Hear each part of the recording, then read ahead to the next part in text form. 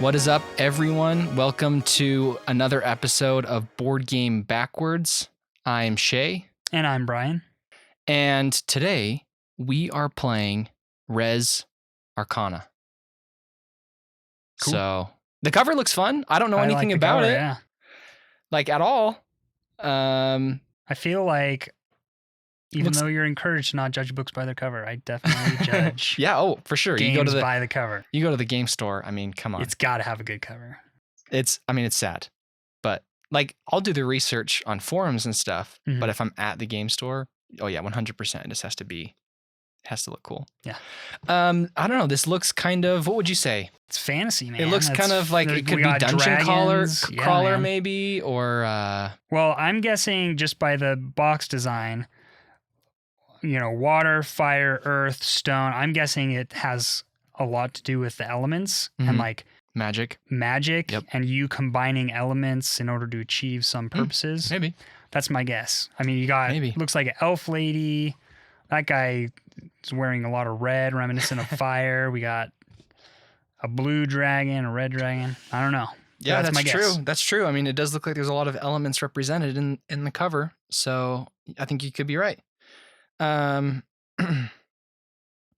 So Res Arcana is 133 overall. I feel like I tend to just pay attention to the games that are in the 100, which is kind of stupid because there can be plenty of good games in the 200. So I just never heard of this game, even though it's it's 133 overall. That's not bad. Not bad at all. Yeah. It is 7.7, so it's pretty good. I mean, I for whatever reason, I feel like, because on BGG, when it gets to 8, it goes green, and I feel like I judge, like if it's not green, then I judge it, even though it's not that far. So you don't have great expectations for this game? No, I do. It's because, 7.7, that's good, and it's 133 overall. Good. Playtime 30 to 60 minutes. That's beautiful. I mean, come on, you can't beat that. 2 to 4 player. So weight is 2.63. So middle kind of everything. It is designed by Thomas Lemon, and published by Sandcastle Games. Yes. Okay. You want to open the box? See what we got.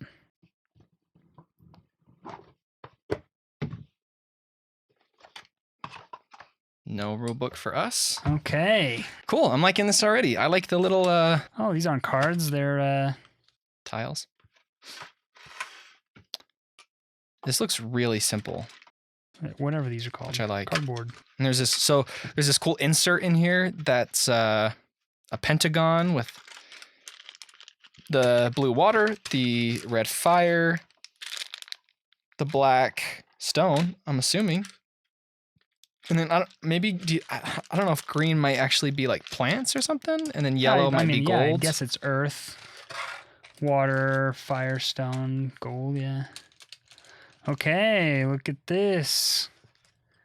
Okay, so I'm guessing we are adventurers or something.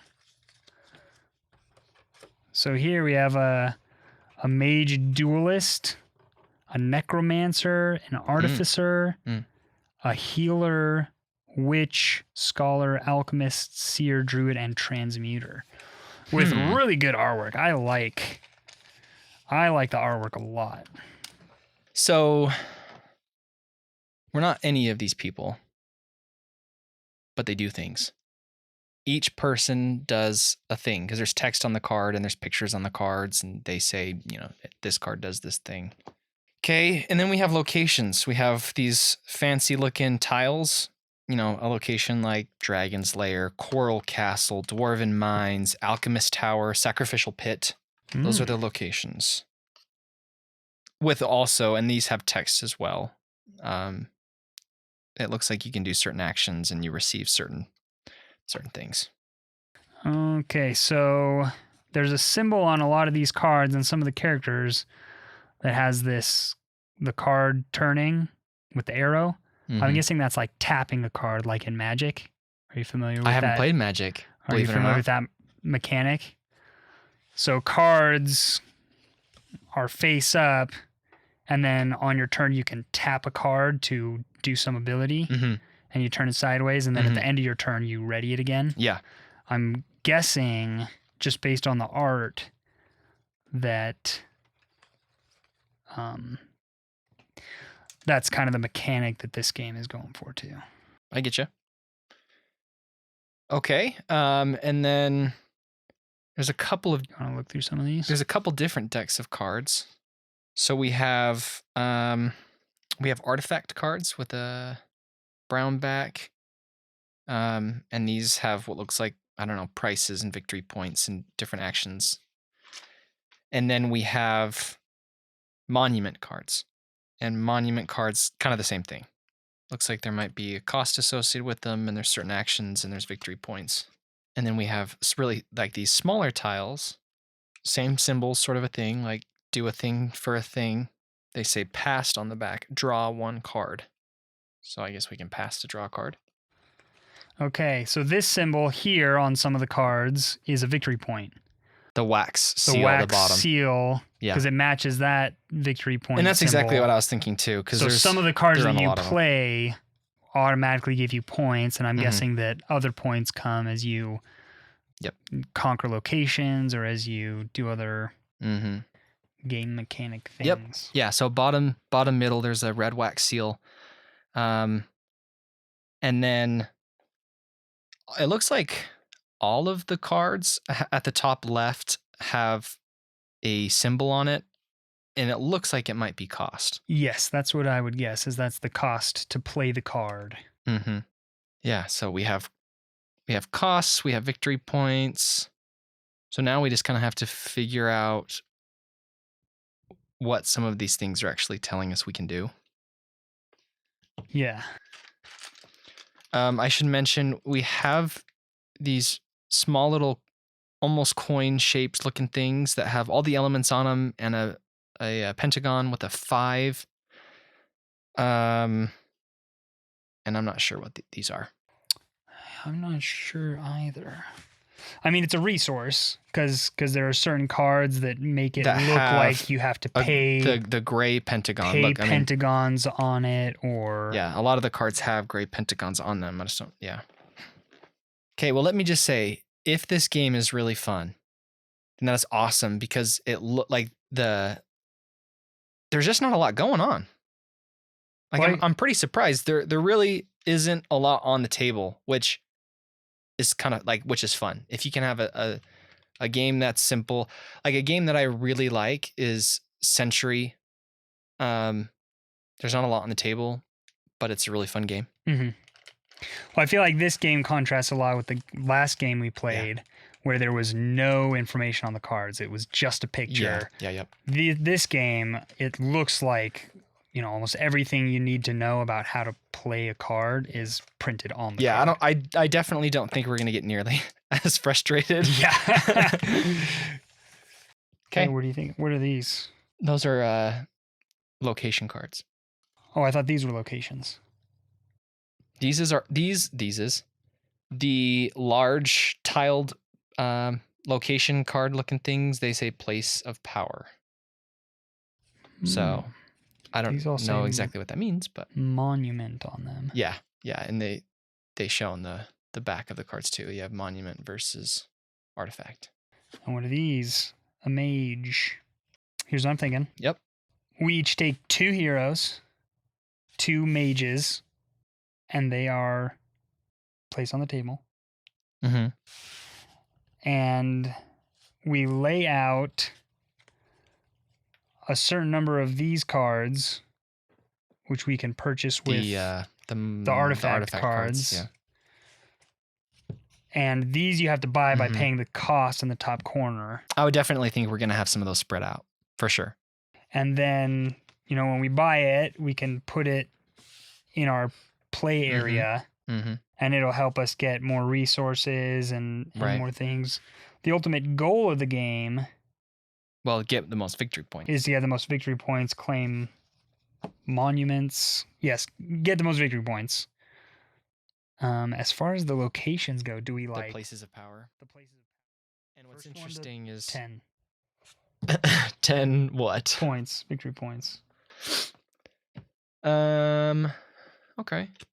Yeah, because none of So the the monuments give you artifacts 2 or have 3 each. Yeah, none of the artifacts have any. Yeah, they do. Some of them do. Oh, do some of them? So, for example, like these ones, if you get the nightingale creature, all it does is give you. So we just have to decide how many of each. Let's each pick 2 heroes. We want out. So you pick one first. Well, there's all these symbols that I don't know what they mean. I'm guessing that this symbol with the hand grabbing and stuff and the stuff. I'm guessing that on your turn, if you have, for example, the witch, you draw. You can choose. You draw the plant thing or either a plant or a stone. The green or the black. Yeah. That I think you're totally right. But not each hero has an ability. Certain thing. I don't understand the gray pentagons because you have someone like the scholar and it says turn the card plus X pentagon and then you draw a card. I'm guessing the X means you discard it or like return it to the draw pile. Yeah, what's weird though is like the amounts that are on some of this. Like the alchemist has one that's a 4. I'm gonna go with the duelist. Okay. The duelist allows me to grab a fire, but when I use its turn ability, I get rid of a black, and then I get gold, which seems pretty good. But then it has a card with a down. Yes, I don't know. Don't know what that means. I don't know. I think I'm gonna go with the healer because I've been in enough adventuring parties that I know that healers are indispensable. Okay. So he gives you either a blue or a green. Yep. And then if somebody plays a targeted green on you, which I'm guessing is bad, you can ignore it if you tap in. Not sure what that means. Yeah. There are. I think they'll just come up, hopefully. Mm-hmm. But you have someone like the druid who has the animal paw print. Yes. I don't know what that means. Okay, for my second person, I'm going to go with the witch. The witch lets me get a green or a black, and to use its ability, I discard 2 gray pentagons to use another card again. I am going to select. I'm going to go with Alchemist. Okay, let's decide how many artifact and monument cards we want to deal out. Do we want to say like 5 artifact cards out? What do you mean out? Like have them on the table? On the table to purchase. Just wondering, are they on the table? Or are they in your hand? They have a cost. Like you have to buy them. Yeah. So if you have to buy them, then I would think that they're going to be on the table to purchase. Yeah. Let's have 6 then. 2 rows of 3. And then how many monuments do we want out? 3. Yeah. 1 row. Sounds good. What do you think this symbol means? Yeah, the brown card with the red down arrow. The down arrow. That's what I've been trying to figure out. I have no idea. A lot of cards have the symbol on it. I bet that's a when you play it card symbol. Yeah, that could be. So like this activates when a card is played, like, or maybe when like that card is played. So how do we gain the elements? I think we have one way of gaining them, which is by using our mages. Right. But how else do we gain those? Well, I'm thinking these other smaller tokens. When do those come into play? I don't know. Like, it seems like we should have one every turn.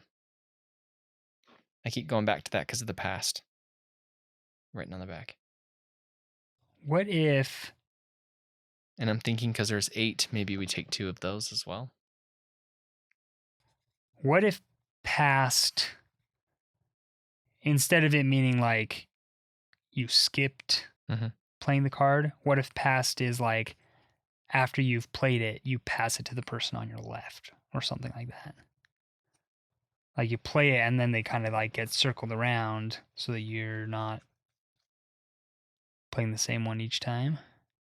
That was just a thought I have. I almost don't think that that's what it is, but it's a thought I have. And it could be too, Like we might be able to do a number of different things on a turn. What if every time you gain a pentagon, Mhm. you get one of each, unless it specifies that you don't draw one of them. In this case, gold, because it has a little parentheses minus gold, parentheses minus gold minus green. So every time you would gain a pentagon, that's you gaining one of each element, except for elements specified on the card. What about that? And you can trade in elements. That's probably it.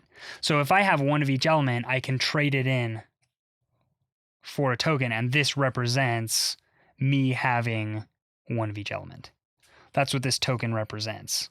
So on a card, instead of saying, tap this and discard one of each element, it says tap this and discard a pentagon in order to gain some bonus. I think I'm onto something there.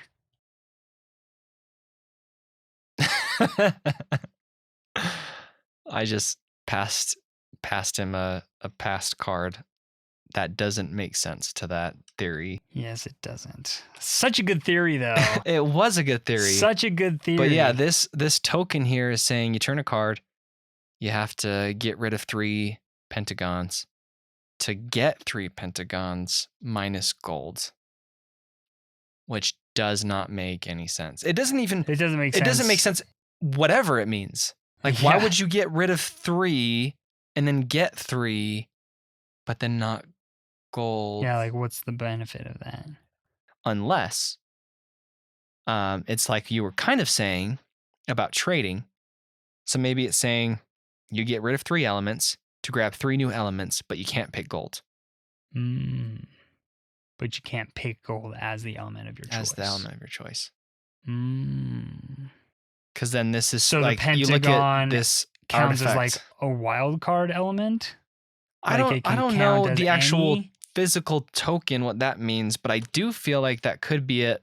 When we look at the symbol, you look at like this artifact card, Hanging Gardens, and it says you pick up 3 with the pentagon symbol of your choice, gold. but so you can't pick gold. It kind of seems to me, like it's the like card. A wild. It's just saying it's like a wild card. Pick up 3 element of whatever you want. That makes me wonder if I should rethink who I picked. I say we just each get 2 of these at random. Okay, well, I don't like mine. I got the transmutation one that we agreed is garbage, aka we don't understand. Well, we understand it now. Oh, it's transmutation. You're taking 3 of anything and getting 3 of what you want. Of whatever. So it's just a trade. Yeah. Okay. Sounds good. I got alchemy and transmutation. And I got reanimate and research. Okay. I think we can kind of just get into it. Okay. So we've decided that the artifacts, the monuments, the place of power, those can all be purchased. Their cost is at the top left. Some of them give you victory points on the bottom with the wax symbol. And every card has some sort of action. And then we have our 2 mages, and then we have 2 starting little tiles with actions. And yeah. Okay, who wants to go first? I do. Okay. I'm going to grab a green. A forest token from my healer. Okay. One thing I forgot to mention as a quick little observation, I think some of these might actually be potions.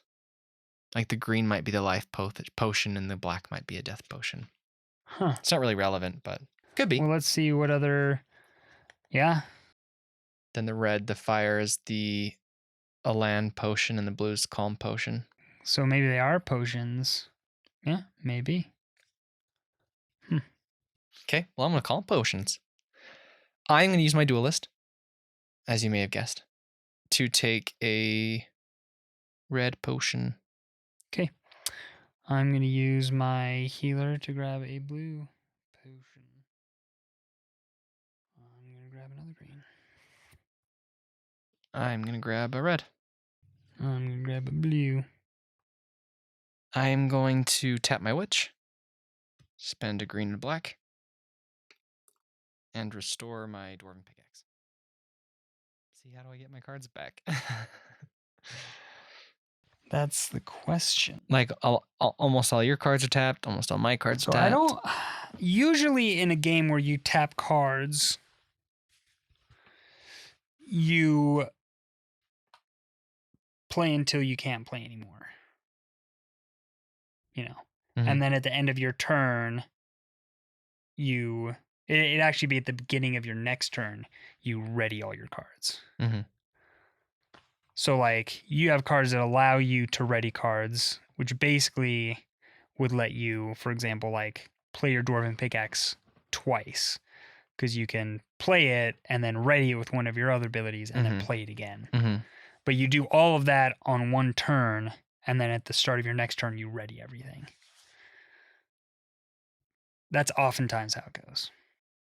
Do we want to switch halfway through and say, okay, that's the new rule, and see how it plays out Like, differently? just play as many as you can in your one turn? Yeah. Anything that lets you draw, you only get to do that once on your turn.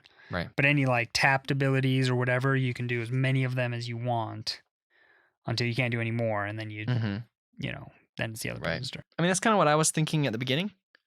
Should we try it? This seems, the way we're going right now seems a bit slow, and also Very slow. then at this point we don't know how to write our cards back. Right. So Let's try that. Let's try that. That's fine with me. Let's try a couple turns of that. I'm going to tap my dwarven pickaxe, and I'm going to spend a red for a gold. And then I'm going to tap my reanimate token. I'll throw in my green to reanimate my dwarven pickaxe. I'm going to tap my dwarven pickaxe. You have to pay. There are 2 resources at that, right? Just one. Oh, you're reanimate. Okay. Yep. Yeah. Okay. Spend another red, get another gold. Now I have 4 gold. Tap my bone dragon. All rivals snipe 2 green. So I'm going to steal the green from you. Okay. Thank you. I'm going to go ahead and activate my prism. And I get rid of 1 and gain 2. I'm going to grab 2 blue. Then I'm going to spend 5 blue,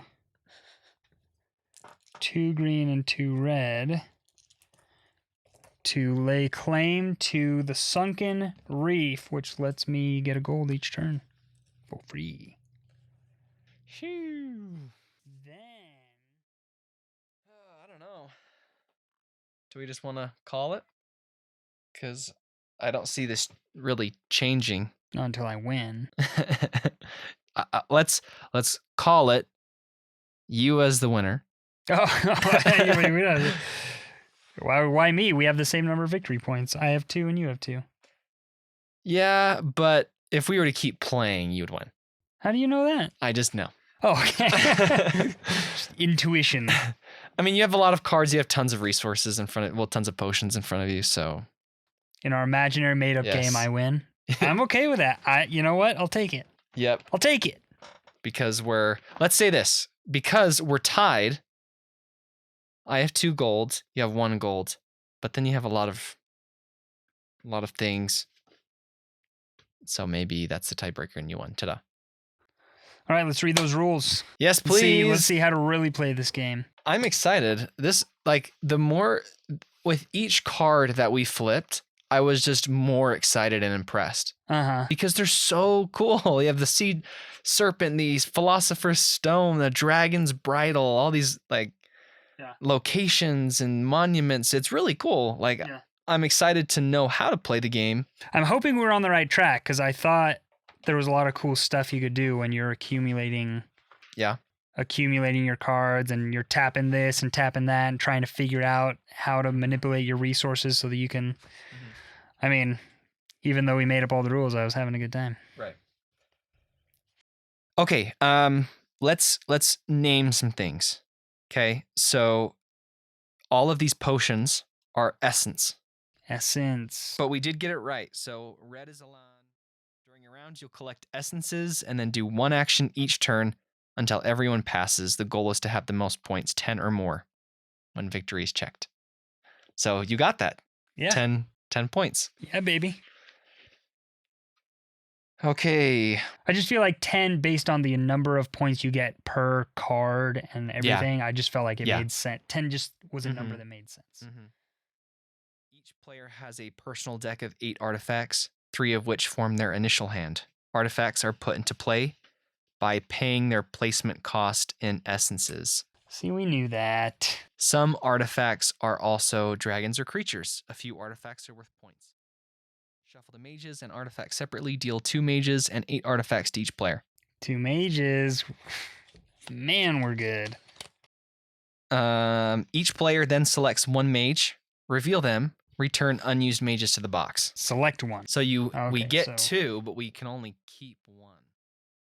A game typically lasts 4 to 6 rounds. In each round, you do these steps. Step 1, you collect essences. So you do any of the collect abilities. Yeah. And you may take essences from components. Number 2, you do actions 1 per turn clockwise from the first player. You place an artifact. You can claim a monument or place of power, discard a card for 1 gold, or any 2 other essences. Discard a card for 1 gold? Yeah, or 2 essences. Use a power on a straightened component, or pass and exchange a magic item and draw a card. Continue until all players have passed. So you can do any of those actions as much as you want until you pass and you exchange your magic item and you draw a card. But 1 at a time. It would go like, I go, you go, I go, you go, I go, you go. Until it's pass. Until it's pass. And then it's the new round. Yep. Pass procedure. If you are first to pass, take the first player token. Swap your magic item for a different magic item and draw a card. And then number 3, check a victory. So if no one's won, you straighten your components, you begin the next round. If a number of gray pentagons is listed, choose any mix of essences that equal the number, subject to any restrictions. We got that right. Players may also take any essences. Many effects direct you to put the gained essences on the component, which is the brown card with the down arrow. Put it on the card. Put it on the card. And that's what it was saying, I guess, about the places of power. Yeah, so you can... Is they may... Okay, so we have read the rules. And we got pretty spot on, which isn't surprising because the cards have so much for us to work with. Yes, the cards are very clear. They have a lot of information. It's just a matter of knowing what each symbol means, and we were able to guess most of them correctly. Yeah, I mean, really, we didn't understand what the placement, the essence placement on the card, what that was. But that's kind of surprisingly it. We also didn't quite understand the placement cost, little banner question mark symbol thing, but we understood just about everything else, which is kind of impressive, but at the same time, kudos to the game for making it so easy for us to intuitively kind of just get it. If we're able to get kind of close to playing the game right without the instructions, that just means the wait is easier. Yeah. And I feel like we were. I feel like of the games we've played, this is the game that we've been closest to getting it right. Oh, yeah, for sure. On. And I think it's just because, just like you said, the game design, the artwork, the cards make it all very intuitive and clear. So we just had a couple holes to fill, and now that we've filled the gaps, we're ready to play. Yeah, pretty much. The only kind of slight little mixes as far as the setup that we had to get right was we get 1 mage instead of 2. We have a deck instead of having the cards laid out on the table. Right. And we pay the cost to actually to play them. And then the magic items, we get 1 and those swap out each turn. Yeah. So that was kind of, and there's only 2 monuments instead of 3, but for the most part, even our setup was pretty close. So, Yep. Yeah, so we are going to go ahead now and play the game for real. Feel free to either pay for the subscribed content on Spotify, or you can also find the gameplay content over on Patreon. So feel free to go check that out if you want to watch us play the game for real, and we will come back and talk about it.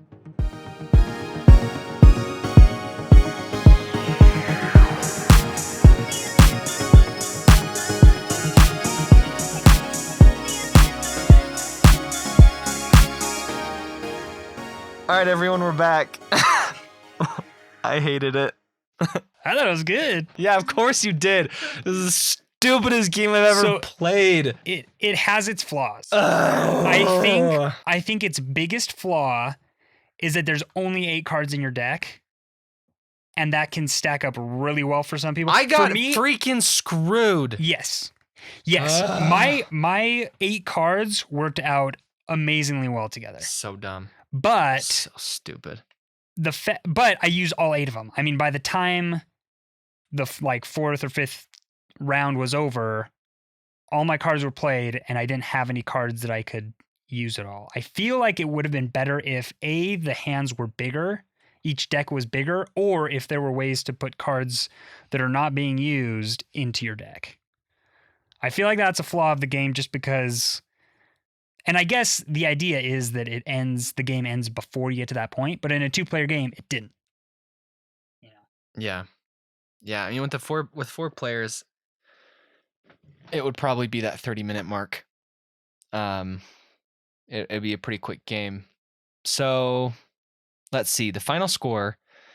What did you get to? 10. I stopped at 10. I could have gotten more, but he put me out of my misery. Yes, you were, because I ended with 3, 4, 5, 6 because of the first player token. I ended with 6. So I wasn't even close. It was. I did not enjoy it.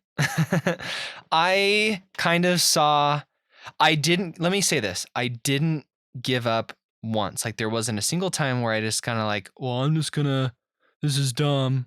I'm just gonna, make stupid moves, or I'm just gonna pass. I put in all the work that I could to win, but I feel like very early on that I was going to lose. And it had nothing. What's so dumb? It had nothing to do with the way I was playing. Right. And everything to do with my cards. Yes. I had a dragon, which makes you lose 2 life points, and I had an elf bow that makes you lose a life point. And you had multiple cards that very, very easily, without even having to turn your card, allowed you to counteract that for cheap. Yeah. Whereas for me, I didn't have a single card that allowed me to do that, which was so dumb. So here I am losing life points. Yes. I agree. And that's super frustrating. I could tell you were getting frustrated. And I agree that it wasn't your fault that you couldn't do well. Like, it's just the way the cards played out. And I think that's why I think it's dumb that you're limited to 8 cards. And there's no mechanic like, if you destroy a card, you replace it in your deck. Because we have this whole stack of cards, this huge stack of cards that for a 2-player game never got used. Mm-hmm. And there's no reason it couldn't have been used. Right. So, I feel like with a couple tweaks to the rules, maybe tweaking it with your own house rules, there should be you could make it really good. I feel like written, there should be an action where I can say, I'm going to swap a card for the top card. Mm. That should be a thing. I destroy this card. I don't get any benefit for destroying it, but I can take up a new artifact card. Yeah. That should be a house rule. Yeah. For sure. At least with a 2-player game. We don't know how this plays with 4. Or even just in a 2-player game, each person's deck is 12 cards instead of 8 cards. Right. Something. Right. Because as the rules are written for a 2-player game, I can see how it would be really frustrating if your cards just do not play well together. Right. Well, and even if it was we played this with 3 people or 4 people, like you said, if you get somebody that just happens to get crap cards and someone to get awesome cards, there is nothing they can do. Yeah. And that is, in my opinion, such a negative part of the game. Yes. Yeah. I don't mind a little luck, don't get me wrong, but that is way too much luck for me. Yeah. And I mean, with only 8 cards, there's not enough dragons in the deck that you're guaranteed to get a dragon at all. So, out of 16 cards that we were playing with, we only had 2 dragons, and it's very easy to not get a dragon. And if you don't get a dragon, then the dragon's lair is worthless. It doesn't give you any victory points. If I hadn't had that dragon, then there would be no mechanic for me to get victory points out of buying the dragon's lair in the first place. Well, you can still turn it and get gold. You can still get gold, and so it is still valuable because then you can get monuments and stuff. But it wouldn't have as much benefit. I just see a lot of scenarios where it's where your cards don't allow you to unlock some of those cool features of the game that are built in. Right.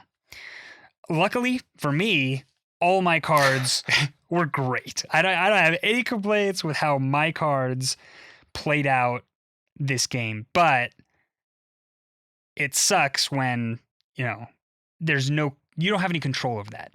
In games, it's my least favorite thing is feeling like I don't have any control. And I feel like that's how you felt this game. So it would be cool too if there was more of like a deck building component to this game. Yeah.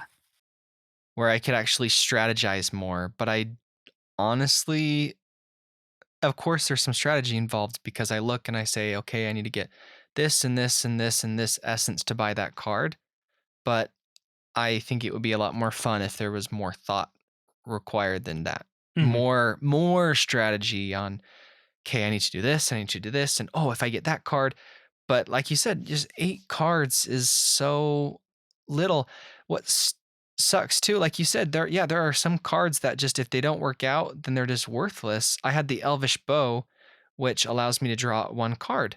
That can be awesome. That can be super helpful. I could get a really good card early on from my deck and hurry and play it so that it can help boost me along, which unfortunately didn't happen to me. I got the Elvish Bow later on. But what happens when you run out of cards? Yeah. So it seems like that ability is just kind of to help boost you early. Yeah. And then it just becomes worthless. Yeah. Yeah. Well, other than that big complaint, that's my primary complaint, and it's a big complaint. It's hard to ignore that flaw in the game. But if we set that aside, I thought it was a really good game. I liked the mechanics. I did like the strategy of like having to play things in the right order in order to do what you wanted to do. You're kind of limited since you can only do 1 action per turn. You have to be thinking, 4 turns ahead. If I play this, then next turn, am I going to be able to achieve this goal? I like that aspect. I love the artwork in the cards. I think all of the artwork is awesome. Yeah, that was going to be my biggest positive is the artwork is honestly incredible. Like, do you know how expensive it is to get a single card designed with this level of art? Like, each one has a high level of detail. Yeah. Some of them are full on, like I'm looking at this temple monument. That is like a full on scene. Yeah. It's not just some dinky little, like the Elvish Bow, it's a bow. The dwarf pickaxe, it's a pickaxe, but that is like a full scene. Yeah, all the monument pictures are really good. And every single card, I'm looking through all of these, is different. Not a single card shares the same artwork, and that is very cool. That is very impressive. Yeah, each card is unique. All the artwork is really good, especially the like locations, the monuments, things like that. A lot of detail and just really creative and fun. So, arc was good. I thought gameplay overall was good, but I think even just that one complaint takes this game down multiple points, in my book. Because it just sucks when your entire enjoyment of the game is based on luck. The luck of the hand that you're dealt. Right. And the fact that the hand you're dealt doesn't change for the whole game. Whatever 8 cards you get right off the bat, you're stuck with them for the whole game. There's no way to swap them out. There's no way to like reshuffle. I don't know. Mm-hmm. And I know that some of you are listening to this right now and you're saying, like, you're just aching because you're thinking, no, like, this game is so fun and you just got unlucky and played again. Okay, I get that. Like, had I had a more balanced deck and it was more competitive, yeah, I'm sure we would have ended it with like, oh, I was so close and that was so fun. But you still can't ignore the fact, like we've been saying, like, there are going to be games like this. Mm-hmm. They're games that have this potential, even if it's rare or it happens 25% of the time, that is too much, in my opinion. Like, that percentage should be lower. It should be really, really infrequent that someone gets screwed. And I really don't think that from the cards I got that it was unlikely to not happen again. Mm-hmm. Like, it seems, even though this is the only time I've ever played this game, it seems like this probably happens a lot. It's hard to say, but yeah, I wouldn't say that it's super infrequent. But I also feel like with a simple couple of changes to the rules, Mm-hmm. it could be awesome. You know? So it's, now that we know how to play, if we were to play it again, we'd kind of put some of our own house rules, and I bet we'd both have a great time. Mm-hmm. Hey everyone, it's Future Shay here, and I wanted to quickly address something that I think does affect the commentary we've given thus far, and that is toward the back of the rulebook, there are 2 variants, and I think had we implemented one of these variants, we would have felt differently about the game. The first variant is basically closed drafting. So you actually pick and pass and pick and pass, and you keep picking and passing artifact cards until you've built your artifact deck. And so that does take away some of the luck, because now you do have the option to pick and choose what cards you think are going to best build your deck, which is something that, as we discussed, we felt was missing.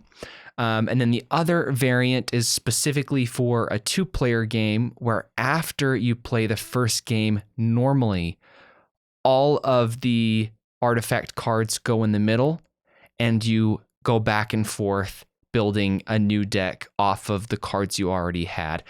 I prefer the prior variant just because you're getting more of an opportunity to build the deck that you want without having to first play with potentially a less than ideal deck. So the first variant I mentioned, I think, is more balanced. So I haven't played with either of these variants, but I do think that would help a ton with this luck factor that could really kind of make someone really strong and another person really weak. This is your opportunity to actually use some strategy, some of your knowledge of the cards and of the game to best build your deck.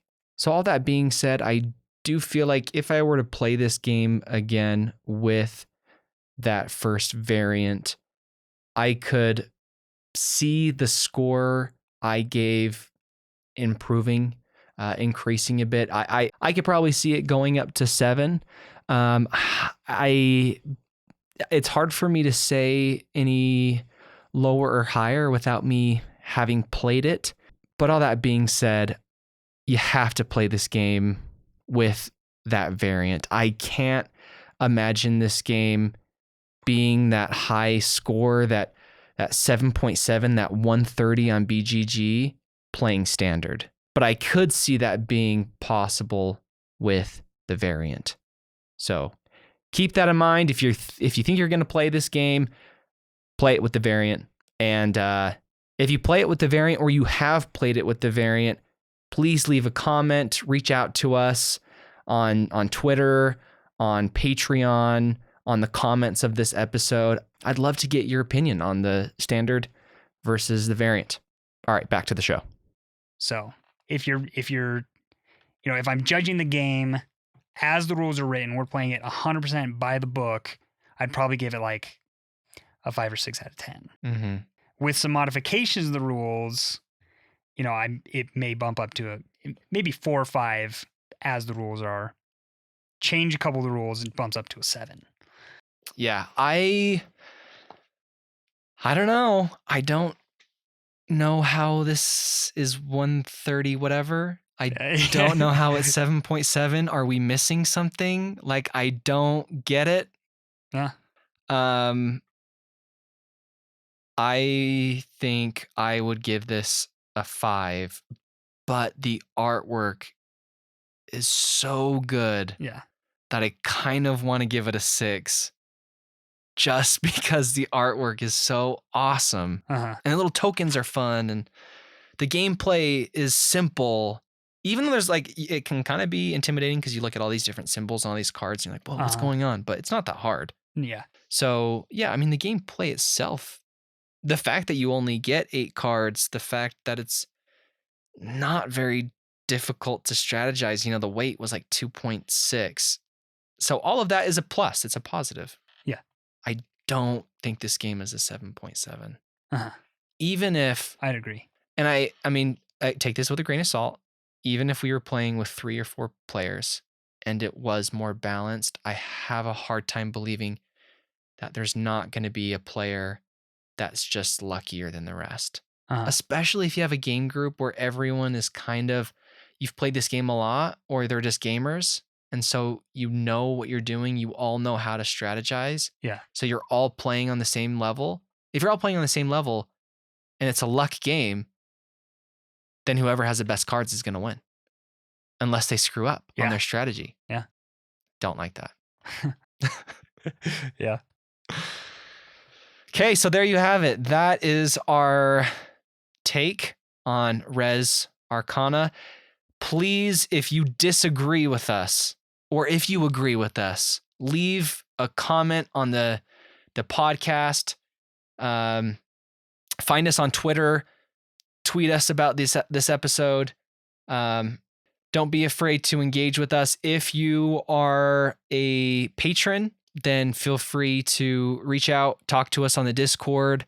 Let us know what you think. If there are certain house rules that you've played with that have improved gameplay, let us know.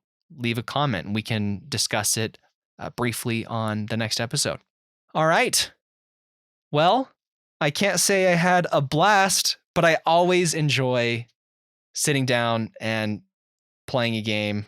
For the record, I had a blast. Yeah, well, good for you. All right, everyone. Until next time. Catch you later.